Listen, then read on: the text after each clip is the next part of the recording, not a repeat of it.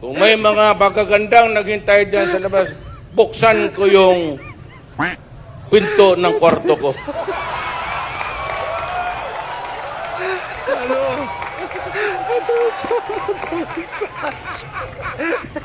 Mas gusto ko ang babae kaysa pera. Total, ano man ang biyahe natin sa buhay natin dalawa? Sunduin kita doon sa boarding house mo. Pasok tayo ng motel. Short time lang naman.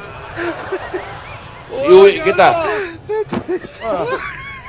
Short time lang. Noon, nung bata pa ako, overnight, medyo magastos yun.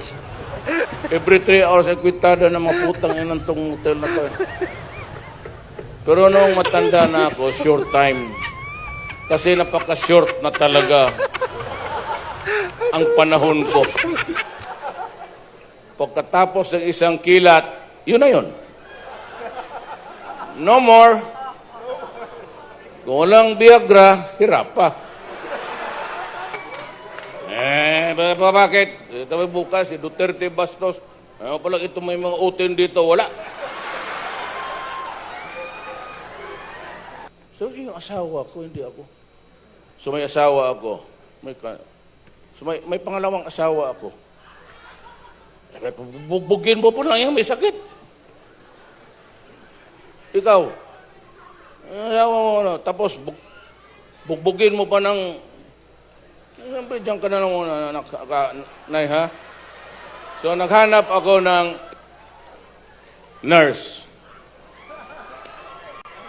Oh, totoo. Taga Bulacan. Taga Bulacan, ang pangalawang asawa ko. Tapos minsan, mainit yung ulo nung nagkaanak na kami. Nung hindi pa kami nagkaanak, hindi masyado, pero nagkaanak na, ang tapang na. Iwanan ka namin ng anak mo. Siyempre, anak yan eh. Ito naman, nurse sa Amerika. Sa kabalik-balik ko doon ng congressman ako, nabuntis. Ay, anak ng... Sabi ko, umuwi na lang, anak eh. Masikmo, hindi ko masikmo. Anak is anak. Bahas ko na anong sabihin mo. Tapos, yan nga. May dalawa pa akong girlfriends. Totoo. Gusto niyo ako maging presidente? Dapat malaman na niyo yung pagkatao ko. Para wala akong taguin.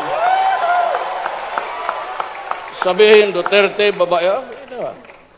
Pero ito, I assure you, the people of Metro Manila, hindi ito nababuhay sa pera ng gobyerno. Hindi ito sa DAP. Wala akong livelihood. Ito, simple lang itong mga babae na ito, ikahira yung isa, tapos yung isa, yung pagpasok mo sa mall, yung